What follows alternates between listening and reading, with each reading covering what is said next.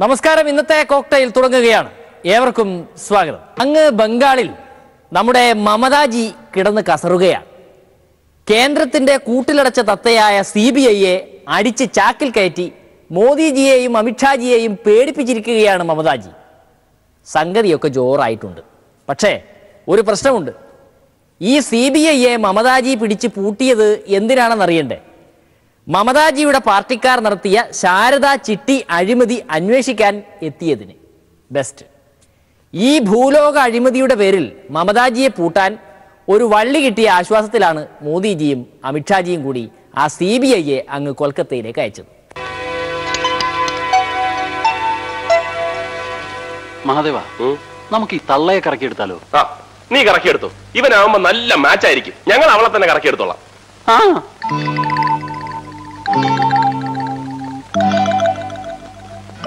ഏത് തള്ളമാരെയും വീഴ്ത്താൻ പറ്റിയ ഒരു നമ്പർ എന്റെ കയ്യിലുണ്ട്. എന്താന്ന് വെച്ചാ പറയടാ. അതിനവര് ചായയും കാച്ചിക്കൊണ്ട് വന്നല്ലേ പറ്റൂ. എടാ, നിങ്ങൾ ഉദ്ദേശിക്കുന്ന പോലെ വിഷമമുള്ള കാര്യമല്ല ഇത്. നീ ഒറ്റയ്ക്ക് പോയാ എനിക്ക് പറ്റില്ല. ഞാൻ പറയുന്നത് ആരും ഒറ്റയ്ക്ക് പോയാൽ ശരിയാവൂല. പോകുമ്പോ നമ്മൾ എല്ലാരും കൂടെ ഒന്നിച്ചു പോകണം. എന്നെ ഇവനെ ഇന്നലെ രാത്രിയിലെ ബഹളത്തിന് അവര് കണ്ടോ ഇല്ലയോ എന്ന് പറയാൻ പറ്റില്ല. ഞങ്ങളെ തിരിച്ചറിഞ്ഞാൽ കംപ്ലീറ്റ് പോയില്ലേ. ഇപ്പൊ ആ തള്ള തനിച്ചേ ഉള്ളൂ. ആരേലും വരുന്നതിന് മുമ്പ് അവരെ അടിച്ചൊതുക്കി ചാക്കി കയറണം. നിനക്കതിനുള്ള കഴിവുണ്ട്. നീ പോയാ മതി. അയ്യോ എന്റെ ദൈവമേ.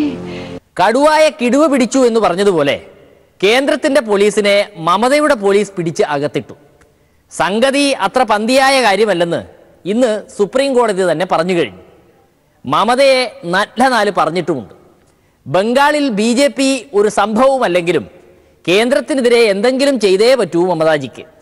അതിനാണ് ഈ CBIയെ പിടിച്ച് അകത്തിടലും പേടിപ്പിക്കലും. മമതാജിയുടെ തൃണമൂൽ കോൺഗ്രസുകാരെ കൊണ്ട് ബംഗാളിലുള്ളവർക്ക് ഇപ്പോൾ ജീവിക്കാൻ പറ്റാതായിട്ടുണ്ടെന്നാണ് അവിടെ നിന്നും കിട്ടുന്ന വിവരം. കാര്യങ്ങളെ മാനം മര്യാദയ്ക്ക് നേരിടുന്ന പരിപാടിയൊന്നും മമതാജിക്കും അവരുടെ പാർട്ടിക്കാർക്കുമില്ല. മുൻശുണ്ഠി, എടുത്തുചാട്ടം തുടങ്ങിയവയാണ് അവരുടെ മുഖമുദ്ര.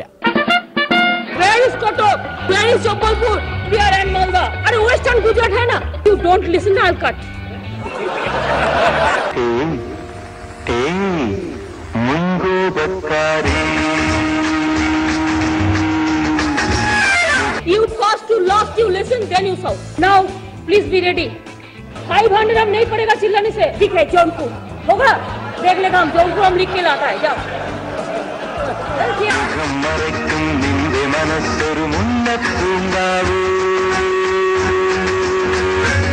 This is wrong. I am not. I cannot reply the CPM question. They are the Maoist students. I can, even you can ask their all the details. I am sure they are asking the Maoist question and the CPM question. They are the CPM cadres. I am not going to give any reply.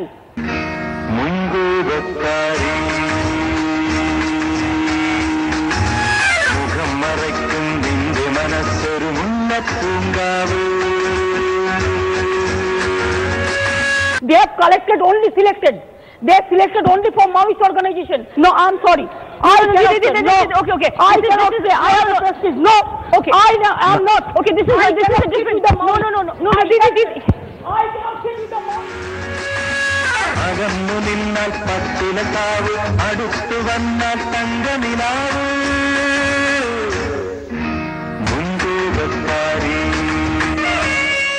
ഇതിനിടയ്ക്ക് ആ കോൺഗ്രസുകാരുടെ കാര്യമാണ് വലിയ കോമഡിയായിപ്പോയത്. ചിട്ടി തട്ടിപ്പിൽ അന്വേഷണം നേരിടുന്ന മമതാജിയുടെ പാർട്ടിക്കാർക്ക് പിന്തുണ പ്രഖ്യാപിച്ചിരിക്കുകയാണ് കോൺഗ്രസ്. എന്തിന്? ചിട്ടി തട്ടിപ്പിൽ അന്വേഷണം വന്നാൽ അവരുടെ കൂട്ടത്തിലുള്ള ചിലരും കുടുങ്ങും എന്നൊക്കെയാണ് കേൾക്കുന്നത്. അതുകൊണ്ടാണ് ഈ പിന്തുണയ്ക്കലൊക്കെ. രണ്ടാം UPA സർക്കാരിൽ നിന്ന് അഴിമതിയുടെ പേര് പറഞ്ഞ് പിണങ്ങിപ്പോയ ആളാണ് ഈ മമതാ ബാനർജി. ആ പഴയ കഥ ഒന്ന് കാണാം. അവളെത്തി, ശകുങ്ങളെത്തിപ്പോയി. വണ്ടി കയറി ഇനി സമയം കളയണ്ട. കേറ്.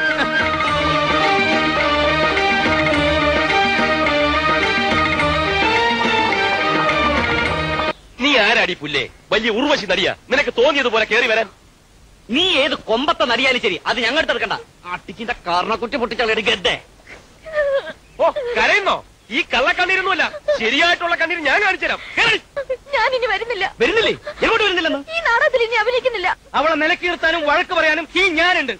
to suppress the coal gate started this FDI gate? Is it proper? Is it the supporting hand? So for this to divert the issue? പോട്ടെ മോള് കരയണ്ട. ഇവന്മാര് രണ്ട് നാടകത്തിൽ പുതിയതല്ലേ, അതിന്റെ ഒരു പരിചയക്കേടാ ഈ ഉശിരും ചൂടും ഒക്കെ. ഈ വൈകി വരലും നാടകം മുടങ്ങലും ഒക്കെ നമ്മൾ എത്ര കണ്ടതാ. അതുകൊണ്ടല്ലേ ഈ മത്തായി ചേട്ടൻ മോളെന്തെങ്കിലും പറഞ്ഞു. എന്തെങ്കിലും പറഞ്ഞാൽ എനിക്ക് വിഷമമില്ലായിരുന്നു. ഇത് അപ്പൊ ബാക്കി ഇനി നിയമസഭാ ഫലിതങ്ങളാണ്. സംസ്ഥാന ബജറ്റിനെ കുറിച്ചുള്ള ചർച്ചയാണ് വേദി. നമ്മുടെ AM ആരിഫിന്റെ വകയാണ് ഇന്നത്തെ ഫലിതങ്ങൾ. ആദ്യം മഞ്ഞളാംകുഴി അലിയുടെ ശാപത്തിനുള്ള മറുപടി. ഞാൻ ഈ ബഹുമാനപ്പെട്ട ശ്രീ KC ജോസഫിന്റെ അദ്ദേഹത്തിന്റെയും മഞ്ഞളാംകുഴി അലി അദ്ദേഹം പോയോ? മഞ്ഞളാംകുഴി അലി ഇവിടെ ഉണ്ടാ? അദ്ദേഹം പിന്നെ ഒരു ശാപവചനമൊക്കെ നൽകിയിട്ടാണ് പോയത്. 2006 പിന്നെ VS ഗവൺമെന്റിനെ കുറിച്ചും അദ്ദേഹം ഈ ശാപവചനം ചൊരിഞ്ഞിട്ടാണ് പോയത്. ഇനി ഒരിക്കലും വരത്തില്ല. എന്തായാലും അദ്ദേഹം എപ്പോൾ ശമിച്ചോ അപ്പോഴെല്ലാം വർദ്ധിത വീര്യത്തോടു കൂടി LDF അധികാരത്തിൽ വരുന്ന കാഴ്ചയാണ് കാണുന്നത്. അതുകൊണ്ട് ഈ 100 ദിവസം കൊണ്ട് ആളെ പിണക്കി ഈ ഗവൺമെന്റ് ആളുകളെല്ലാം ശത്രുക്കളാക്കി എന്നൊക്കെ അദ്ദേഹത്തിന്റെ പ്രസംഗമൊക്കെ കേട്ടപ്പോഴത്തേക്ക് അദ്ദേഹം ഇവിടെയെങ്കിലും അല്ലേ ജീവിക്കുന്നുണ്ടെന്നാണ് എനിക്ക് തോന്നുന്നത്. ഈ ഗവൺമെന്റ് അധികാരത്തിന് ശേഷം നടന്ന മാറ്റുവെച്ച് നോക്കിൽ ഏറ്റവും ഒടുവിൽ നടന്ന ചെങ്ങന്നൂർ തെരഞ്ഞെടുപ്പ് ഞങ്ങൾ 10-25 വർഷക്കാലമായി തോറ്റുകൊണ്ടിരുന്ന അവിടെ കഴിഞ്ഞ വർഷം സഖാവ് രാമേന്ദ്രൻ നായർ ജയിച്ചു. അദ്ദേഹം മരിച്ചു. അവിടെ 7000 വോട്ടിനെ ജയിച്ച സ്ഥലത്താണ് 21,000 വോട്ടിന്റെ ഭൂരിപക്ഷത്തിൽ ജയിച്ചത്. അങ്ങിതൊന്നും കാണുന്നില്ലെന്നാണ്. ഇങ്ങനെ കാഴ്ച മങ്ങിപ്പോയോ എന്നതാണ് സംശയം. അപ്പൊ അതുകൊണ്ട് എനിക്കതേ കുറിച്ചാണ് പറയാൻ. ഞാൻ വിശദാംശങ്ങളിലേക്കൊന്നും പോകുന്നില്ല. പ്രളയത്തിന്റെ സമയത്ത് കേന്ദ്രസേനയെ എല്ലാം ഏൽപ്പിക്കണമെന്നായിരുന്നല്ലോ നമ്മുടെ ചെന്നിത്തലാജിയുടെ നിലവിളി. ദാ ആ എയർഫോഴ്സുകാർ സഹായിച്ച വകയിൽ 100 കോടിയുടെ ബില്ല് ഇങ്ങെത്തിച്ചിട്ടുണ്ട്.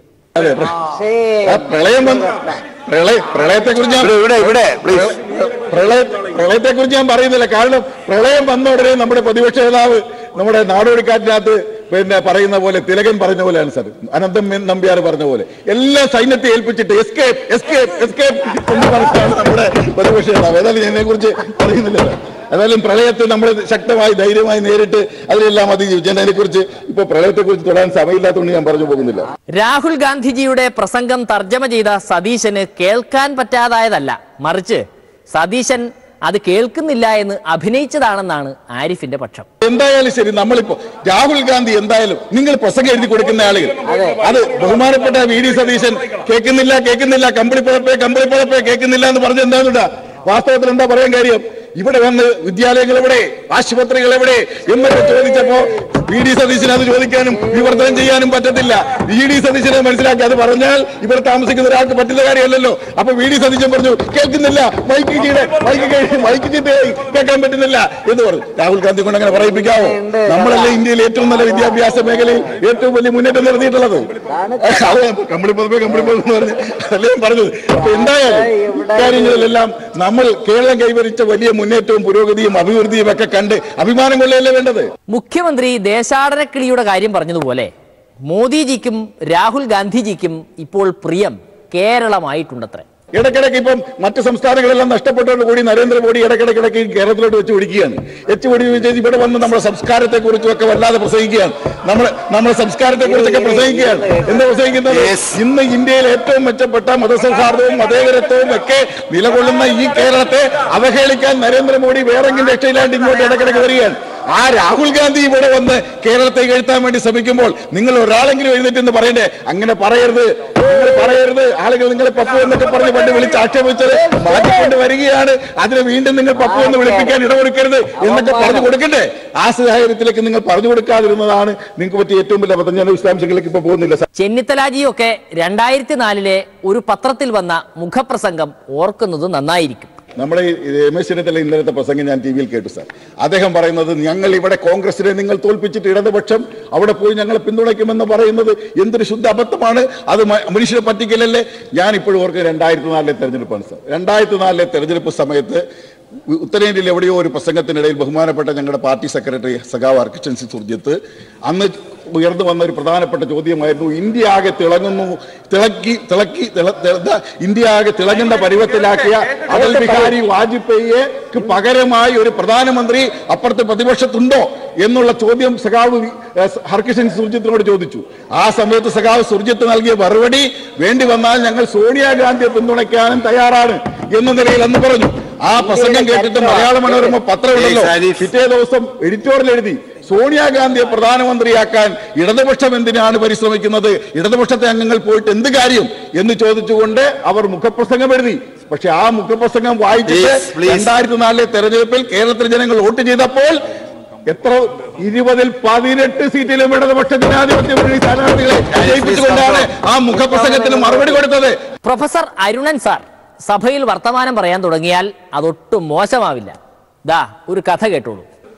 അച്ഛൻ ഈ പെൺകുട്ടിക്ക് ബ്ലൗസ് മേടിക്കാൻ പോയിരിക്കുക. അച്ഛൻ ടൈലറുടെ അടുത്ത് പോയിട്ട് അച്ഛനും നോക്കിയിരിക്കുന്നു പെണ്ണ്. അച്ഛൻ വരുന്നില്ല. പക്ഷെ നമ്മുടെ നാട്ടിലെ ആൾക്കാർ പെണ്ണ് കാണാൻ അല്ലേ പല 5-8 വീടുകളിൽ പോലെ കൂട്ടത്തിൽ ഒരു വീട്ടിൽ ഇവിടെ വന്നതാ. അവരിങ്ങനെ മുറ്റത്ത് ഇങ്ങനെ അസ്വസ്ഥയായി, ഞങ്ങൾക്ക് പെണ്ണിനെ കാണണം. പക്ഷെ അച്ഛൻ പോയിട്ട് ബ്ലൗസ് ഇട്ടിട്ട് വേണം, കീറിയ ബ്ലൗസാ. ഇങ്ങനെ നോക്കിയിരുന്നിട്ട് അച്ഛനും കാണുന്നില്ല. തന്നെ കാണാൻ വന്ന ആൾക്കാരുടെ അസ്വാസ്ഥ്യം ഒക്കെ കണ്ടപ്പോൾ ഈ പെൺകുട്ടി വിളിച്ചു പറഞ്ഞേ, ഞാൻ ചെക്കനെ കണ്ടു, എനിക്ക് അയാളെ പിടിച്ചില്ല. ഞാൻ സൂചിപ്പിച്ചു വരുന്നത് പാവയോ ശരി അതായത് ഞാൻ പറഞ്ഞു വന്ന ഇബ്സന്റെ ആ നാടകത്തിലൊക്കെ എന്ന് പറഞ്ഞിട്ടുണ്ടെങ്കിൽ ഭർത്താവുമായിട്ട് തെറ്റിക്കഴിഞ്ഞതിന് ശേഷം ആ കുട്ടി നോറ എന്ന് പറയുന്ന ഭാര്യ ഇങ്ങോട്ട് ഇറങ്ങിപ്പോവുക. തീരെ എല്ലാ വിഷയങ്ങളിലും അച്ഛനാണെങ്കിലും മിസ്റ്റർ TV കുറച്ചൊക്കെ അറിവ് താനും സ്വീകരിച്ചോ? അറിവ് കേൾക്കുമ്പോഴേക്ക് അലർജി ഉപയോഗിത് ഈ വിഷയങ്ങളൊന്നും കേട്ടില്ലല്ലോ. എന്നിട്ട് പിന്നെ വെറുതെ അവഹേളിക്കാൻ വേണ്ടി നിൽക്കുക. ഞാൻ നിർത്തത്. അപ്പൊ നോറ ഇറങ്ങിപ്പോരാ നേരത്തെ, ഭർത്താവുമായിട്ട് തെറ്റിയിട്ട് ഇറങ്ങിപ്പോരാൻ നേരത്തെ ഭർത്താവ് ചോദിക്കുക, എവിടേക്ക് പോകുന്നു? എവിടേക്കെങ്കിലും. എപ്പോഴാ വരിക? വരില്ല, ഒരിക്കലും വരില്ല എന്ന് പറഞ്ഞ ആ കുട്ടി വാതിൽ വലിച്ചടച്ചപ്പോൾ ആ വാതിലടയ്ക്കുന്ന ശബ്ദം യൂറോപ്പിലെ ഒരിക്കലും ആർക്കും തകർക്കാൻ കഴിയില്ല എന്ന് വിശ്വസിച്ചിരുന്ന വലിയ പാറ പോലെ ഉറച്ച വിശ്വാസങ്ങളെ മുഴുവൻ വെറും പഞ്ഞിക്കൂനകളാക്കി കാണിച്ചു എന്നുള്ളതാണ്. ഇനി സ്പോർട്സ് മന്ത്രിയുടെ ജിം ഉദ്ഘാടനമാണ്. തിരുവനന്തപുരത്ത് സ്ഥാപിച്ച അത്യാധുനിക ഹെൽത്ത് ക്ലബിന്റെ ഉദ്ഘാടനത്തിനെത്തിയ സ്പോർട്സ് മന്ത്രി മസിൽമാന്മാരുടെ മസിലുരുട്ടൽ കണ്ട് അസൂയപ്പെട്ടുപോയി.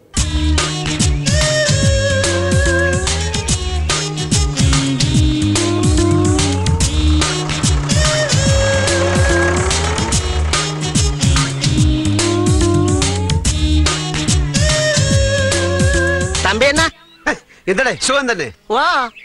നീ കല്യാണം കഴിക്കാൻ പോണെന്ന് കേട്ട് ശരി തന്നെ? ഓ തന്നെ കഷ്ടപ്പെട്ടുണ്ടാക്കി ഈ മസില് മുഴുവൻ നീ പഴാക്കി കളയും. ഓ ഈ മസിലുകൾ കൊണ്ടൊന്നും കാര്യമില്ലണ്ണ.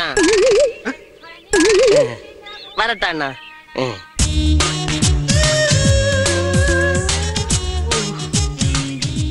ആവശ്യമില്ലാത്തവൻ ഈശ്വരൻ മസിൽ ഉരുട്ടി കൊടുക്കും. ബാക്കിയുള്ളവൻ പെടാപ്പാട് വിട്ടിട്ട് ഒരു അല്പം മസില്. എന്നാൽ പിന്നെ ഒരു കൈ നോക്കിയിട്ട് തന്നെ കാര്യമെന്നായി മന്ത്രി.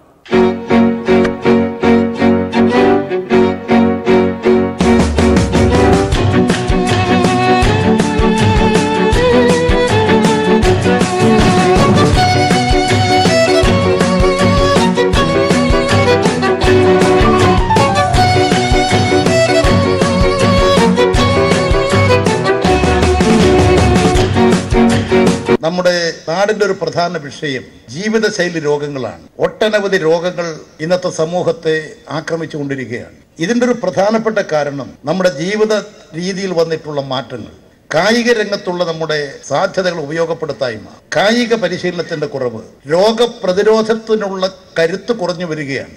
അതുകൊണ്ട് അത്തരം കരുത്ത് സൃഷ്ടിച്ചെടുക്കാൻ, നല്ല ആരോഗ്യമുള്ള ഒരു സമൂഹത്തെ സൃഷ്ടിക്കാൻ ഇത്തരം കേന്ദ്രങ്ങൾക്ക് സാധിക്കും. സാധാരണ പരിപാടികളെ പോലെ വിളക്കിൽ തിരികൊളുത്തി ഉദ്ഘാടനം ചെയ്യുന്ന പരിപാടി ജിമ്മിൽ പറ്റില്ലല്ലോ. അവിടെ ചില ചിട്ടവട്ടങ്ങളൊക്കെ ഉണ്ടല്ലോ.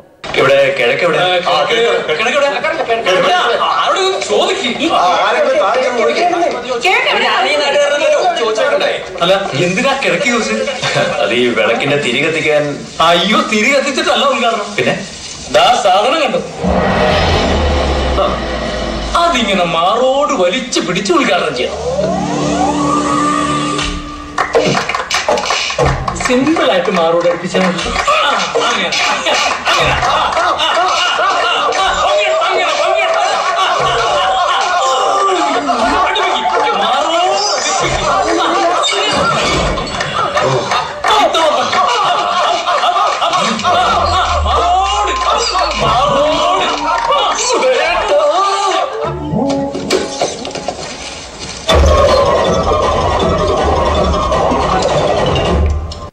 പ്രസിദ്ധ അധോലോക രാജാവ് രവി പൂജാരി അറസ്റ്റിലായി. നല്ല അന്തസ്സായി അധോലോക പ്രവർത്തനം നടത്തി ജീവിക്കുകയായിരുന്നു കക്ഷി. പെട്ടെന്നൊരു ദിവസം മൂപ്പർക്കൊരു ബുദ്ധി, നമ്മുടെ PC ജോർജിനെ പിടിച്ച് വിരട്ടിയാലോ എന്ന്. അങ്ങനെ PCയെ ഫോണിൽ വിളിച്ച് വിരട്ടി. ദേ 4ന്റെ എന്ന് രവി പൂജാരി അതാ കിടക്കുന്നു പോലീസിന്റെ കയ്യിൽ. അല്ലെങ്കിലും ഈ PCയോടൊക്കെ കളിക്കാൻ പോകുമോ ആരെങ്കിലും? താങ്കൾ തെറി പറയാനാണ്. എന്നെ നെറ്റ് കോളിൽ വിളിച്ചിട്ട് അവനെ ഇന്ന് അറസ്റ്റ് ചെയ്ത പത്രത്തിലുണ്ട്. കടുവയെ പിടിക്കുന്ന കിടുവ. എന്നെ ആഫ്രിക്കന്നാ വിളിച്ചത്, സൗത്ത് ആഫ്രിക്ക. ഈ കേസാണെന്നുകൊണ്ട് ഞാൻ അവിടെ ചെന്നപ്പോ എന്റെ അടുത്ത് പറഞ്ഞത്, എന്റെ ആൽബിൻ താങ്കൾ ഒരു മാസത്തേക്ക് ഫോൺ സ്വിച്ച് ഓഫ് ചെയ്ത് നോക്കി. ഇവിടെ ഇപ്പൊ തന്നെ നിയമസഭയിൽ നിന്ന് വിളിച്ചിട്ടുണ്ടായിരുന്നു, അവിടെ ഒരു MLA തെറി വിളിച്ചു. നെറ്റ് കോൾ ആണ്. ഞാൻ ഇതുവരെ പുറത്ത് പറയാഞ്ഞത് നമ്മൾ അവനൊന്നും പേര് ഞാൻ പറഞ്ഞാൽ പിന്നെ ഒരു വാർത്തയാവുള്ളൂ, മിണ്ടാതിരുന്നതാ. രവി പൂജാരി എന്ന് പറഞ്ഞവനാണ് ഫോണിൽ വിളിച്ച് എന്നെ തട്ടിക്കളെന്ന് പറഞ്ഞത്. രവി പൂജാരി PC ജോർജിനെ വിളിച്ച് തട്ടിക്കളെന്ന് പറഞ്ഞു. എന്നെയാണ് വേണ്ടില്ല, എന്റെ മക്കളെ ഒരു മകനെ തട്ടുന്ന പറഞ്ഞു. അപ്പൊ ഞാൻ നീ പോടാ റാസ്കൽ എന്ന് ഞാൻ ഇതിന് മറുപടിയും പറഞ്ഞു. ഞാനത് ഇവിടെ പോലീസിൽ കൊടുത്തിരുന്നു. നീ ഇതുവരെയും പുറത്ത് പറയാതിരിക്കുക. വളരെ വിശദമായി പോലീസ് അന്വേഷിക്കുന്നുണ്ട്. അതെ, അവനെ ഇന്ന് അറസ്റ്റ് ചെയ്യുന്ന പത്രത്തിൽ കണ്ട മനസ്സിലായി. രവി പൂജാരി അറസ്റ്റ് ചെയ്യാനുള്ള ഒരു കാരണം ഇദ്ദേഹത്തെ തെറി വിളിച്ചുകൊണ്ടായിരിക്കാം എന്ന് കണക്കാക്കണ്ട. എന്റെ പ്രാക്ക് അവന്റെ തലയിൽ വീണ് കാണും. അതായത് രവി പൂജാരിക്ക് ആളെ മാറിപ്പോയി എന്ന് വെച്ചാൽ ഇത് ഇവിടെ കടിച്ചാൽ പല്ല് പോകുന്നുള്ള കാര്യം പൂജാരി മനസ്സിലാക്കി. വിട്ടാസെ അങ്ങനെയും പറയാൻ പാടില്ലെന്ന്. രവി പൂജാരിയുടെ പേരും പറഞ്ഞ് വേറെ വല്ലവരുമാണോ വിളിച്ചോന്ന് ആർക്കറിയാം? അതും സാധ്യതയില്ലായില്ല. പക്ഷേ സൗത്ത് ആഫ്രിക്കന്നാണ് വിളിക്കുന്നത്.